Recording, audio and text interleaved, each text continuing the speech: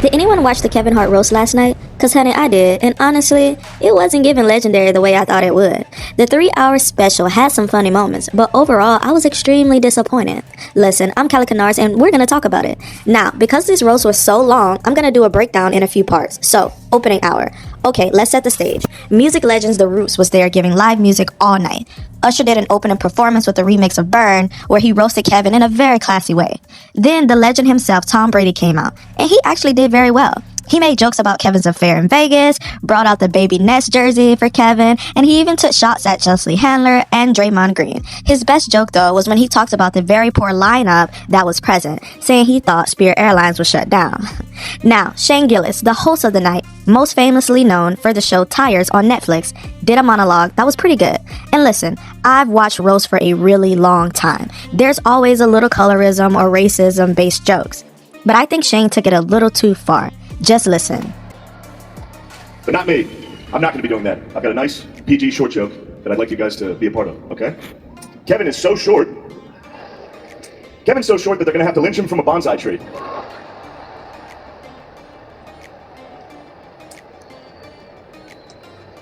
That was 3 weeks of deliberation on that joke.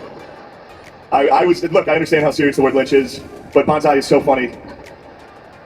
Anyway, you're the fucking man, and... Did y'all hear that? He made a joke that Kevin Hart is so short, he would have to be lynched in a bonsai tree. Like, what the helly?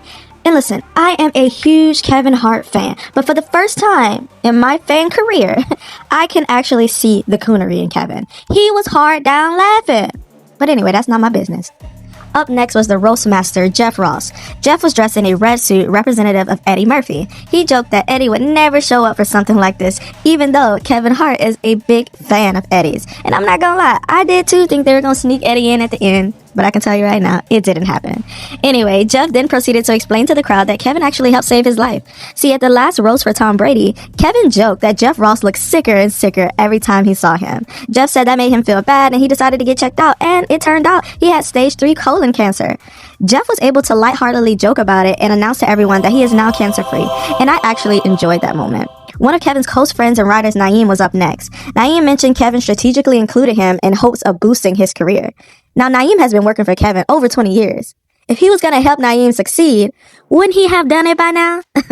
That's some type of friendship to me. But anywho, Chelsea Handler came up and she did her thing. Listen, Chelsea is a warrior. Almost everyone that touched that stage cracked jokes on her about being a whore and pretty much how she's aging in dog years. But my good sis dusted it off and delivered a really good performance. However, I do think she held back a little bit. And somehow, as the second half approached, the show got even weirder. And I'm your girl, Callie Canard. Stay tuned for part 2.